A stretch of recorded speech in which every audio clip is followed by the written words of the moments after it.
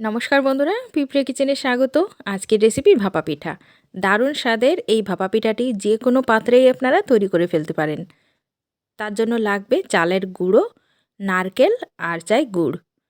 আপনারা চাইলে নারকেল গুড় ছাড়াও কিন্তু ভাপা পিঠাটা তৈরি করে ফেলতে পারেন। কাঁচা চালের গুঁড়া না হলেও যে কোনো বাজারের থেকে কেনা শুকনো চালের গুঁড়া দিয়েও কিন্তু এই রেসিপিটা তৈরি করা যায়। তো চলুন সহজ উপায়ে রেসিপিটা তৈরি করি। তো আমি এখানে শুকনো চালের গুঁড়া নিয়েছি 2 কাপ।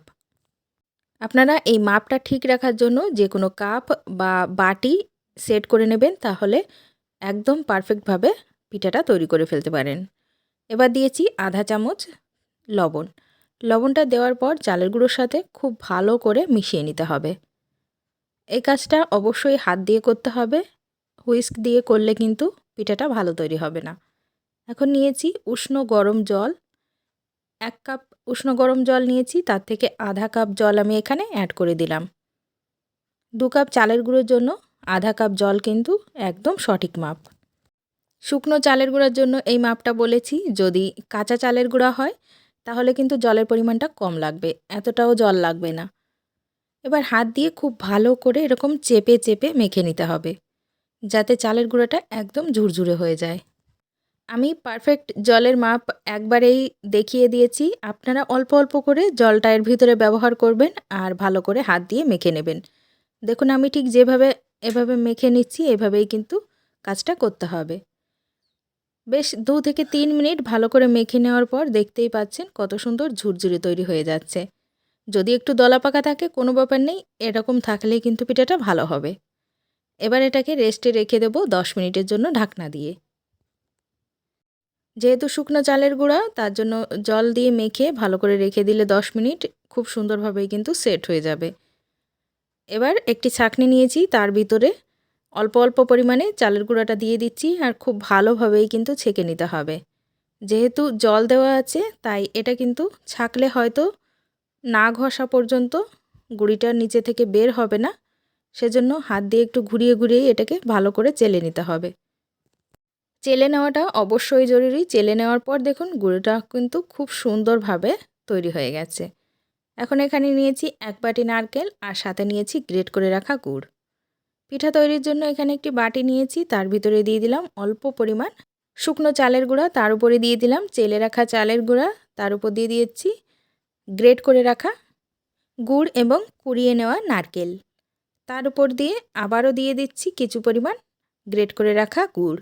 গুড়ের পরিমাণটা একটু বেশি দিলে কিন্তু এর স্বাদটা দারুণ হয়। উপর দিয়ে আবারও চালের গুঁড়া দিয়ে খুব ভালোভাবে আলতো হাতে এটাকে একটু প্রেস করে ঢেকে দিতে হবে। উপর থেকে দেখতেই পাচ্ছেন আবারও কিন্তু বাটিটা ফাঁকা আছে, তার জন্য অল্প একটু দিয়ে দিলাম গুড় আর সাথে একটু নারকেল।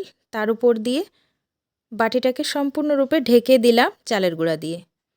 যে পাত্রেই আপনারা তৈরি করবেন পাত্রটা একদম সমান সমান পর্যন্ত এরকম খুব ভালো করে ঢেকে দিতে হবে চালের গুঁড়া দিয়ে।